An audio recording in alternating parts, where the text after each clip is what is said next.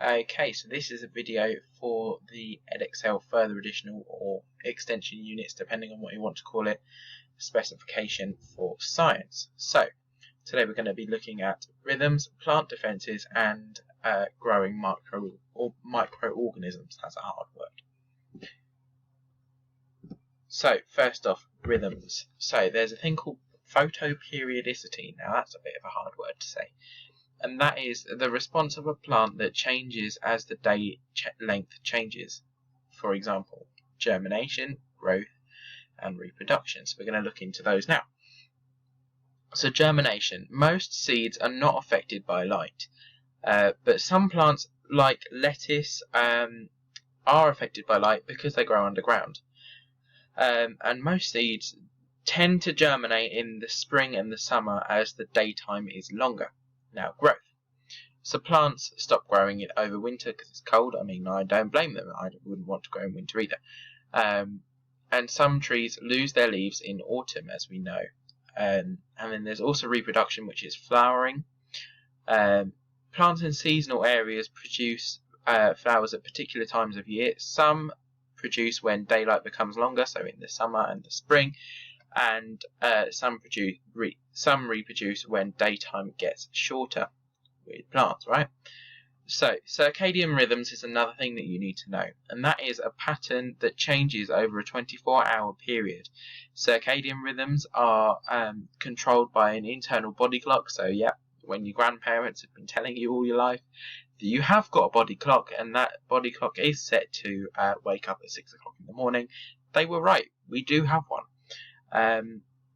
And that is sometimes altered by external conditions, but not always. So the next thing is plant defenses. So some plants protect themselves from attack by people animals that want to eat them, by producing chemicals. Some plants make poisons to deter pests, and sometimes, in some extreme cases, kill them if they bite them. And some will produce chemicals that will kill pathogens, so fungi, bacteria, that kind of thing. So we only really need to know the ones that are useful to humans. So what are these examples? So we've got quinine, and that is made in the cinchona tree, and that can be used to treat human disease like malaria. That's a horrible disease. You've also got digoxin, that's made in the foxglove plant. I'm not exactly sure what that is, but our specification used to know it. That is used to treat human disorders, for example, heart disease. And there's aspirin, a common painkiller, not so much used as much as paracetamol these days, but it was much more common a few years ago. And that is made in the willow tree and a few other plants, and that is used as a painkiller to relieve symptoms like pain and fever. So the next thing, growing microorganisms. So there's a thing called aseptic techniques, which is controlling bacteria basically, and the initial kind of idea came from this guy, Louis Pasteur. Pasteur's a really good guy in history. If we didn't have Louis Pasteur, we would be eating bacterially infected, that's not a word, you get my point, milk.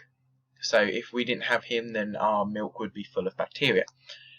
So he did experiments as he discovered that a broth that he made turned really mouldy really quickly.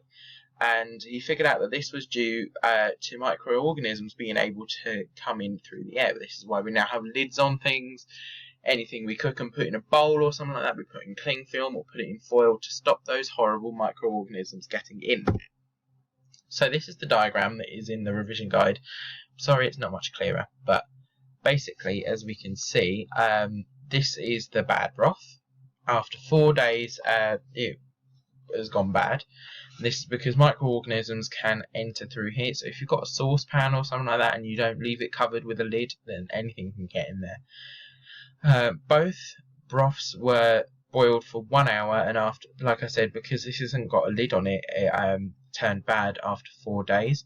This one had a funny tube going on here, which meant that microorganisms could get in, because they hadn't developed lids then, but they would collect there, as you can see here, instead of getting into the broth. And this broth, after 4 days, after being boiled for 1 hour, stayed fresh. So why do we boil it? Well, any microorganisms that would have been in there anyway would have been killed by the heat, so that's one reason. And then obviously you're going to do something like this, or put a lid on it these days, to keep it fresh.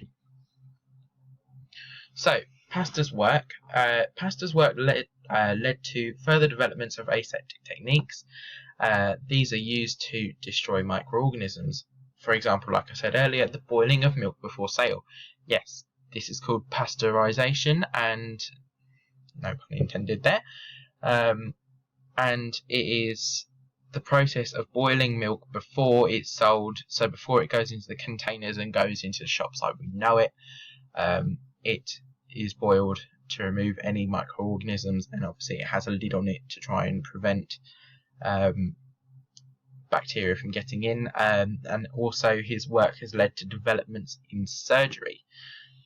So that's it. Thank you very much. If you need any help or any questions, please do comment down below.